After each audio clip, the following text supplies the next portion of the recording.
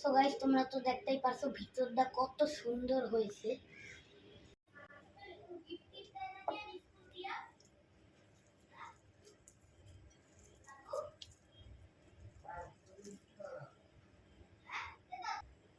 So guys কলাটাকে marinate করা হয়ে গেছে, এখন এক এক করে সব মশলা দিয়ে দেব। প্রথমে দিয়ে দেব পেঁয়াজ কুচি অল্প করে, তারপরে দিয়ে দেব মরিচের গুঁড়া, তারপরে দিয়ে দেব হলুদের গুঁড়া, তারপরে ধনিয়া, তারপরে দেব গোটা গরম মশলা,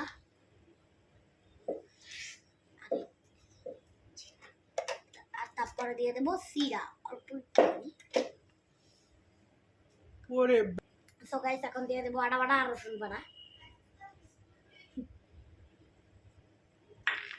তারপরে দিয়ে দেব শুকনো মরিচ আর কাঁচা মরিচ,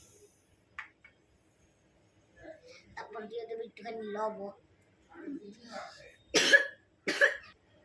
এখন আমি দিয়ে দেব চালের গুঁড়া। চালের গুঁড়া দেওয়ার কারণে সবটা একটুখানি মশমশা হবে। এখন ভালো করে মেখে নেব।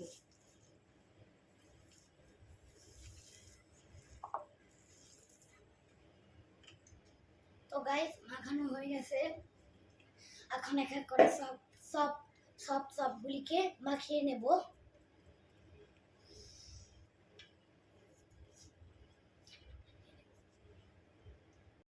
এখন ভেজে নেওয়ার পালা। তার জন্য এটা এক সাইডে রেখে দিয়ে আমি একটা বোলের মধ্যে একটা ডিম ভেঙে নেব।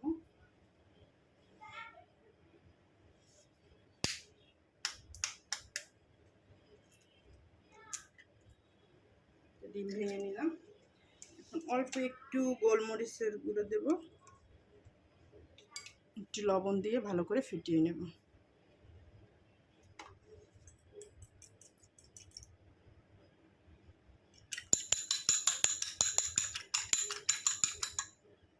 ফেটানো হয়ে গেছে, এখন চুলায় তেল গরম তেল দিয়ে নিলাম।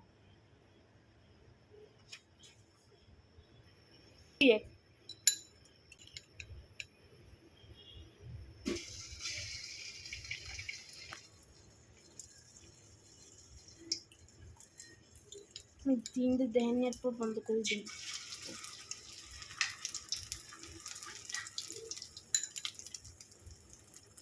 যেতাম বন্ধ করে আমি এখন